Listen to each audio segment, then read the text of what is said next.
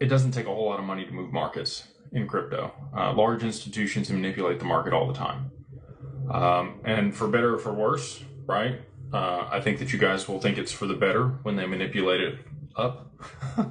But when they're manipulating it down, they're doing so that they can buy at lower prices. And so for the ETFs, great. Yeah, they're accumulating more at lower price points.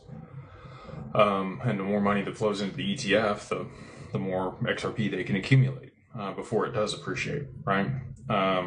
So same thing for the DATs. We've got Evernorth, coming live here, hopefully by the end of Q3.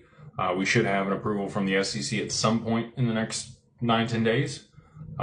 Their target was by the end of Q1, so coming to the end of that pretty quickly. They did file that S4 last week, so I would expect that the SEC should approve them in short order. That will continue to drive demand for XRP outside of the ETFs. That'll be another structured company acquiring more XRP, raising debt, and doing other things to be able to deploy that into DeFi protocols and seed other things on chain. Really excited for that one. But they will also be able to do the same mechanism. They'll be able to, sell on the exchanges, buy through the OTC desk, and accumulate more. So that's how it works until the OTC desk and dark pools dry up and there's not enough there for them to purchase, or there's more demand than what's available, and the volume has to move to exchanges. We'll continue to see the price, being pushed down. Ripple did liquidate a portion of the XRP that they released from the escrow toward the beginning of the month. Each month they release $1 billion. They normally re-escrow 700 million. 300 million of that moved to a wallet. Apparently close to 200 million of that was moved out of that wallet and sold onto the market. So that's XRP, not dollar value.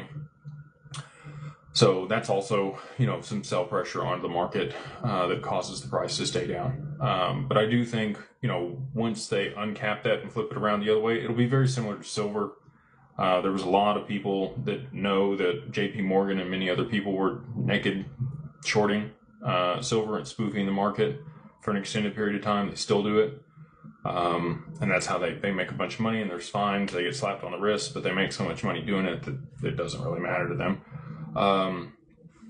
They don't even get fined in crypto at this point for doing it, because there's really no regulatory body that sits over them that makes sure that there's not manipulation in the market.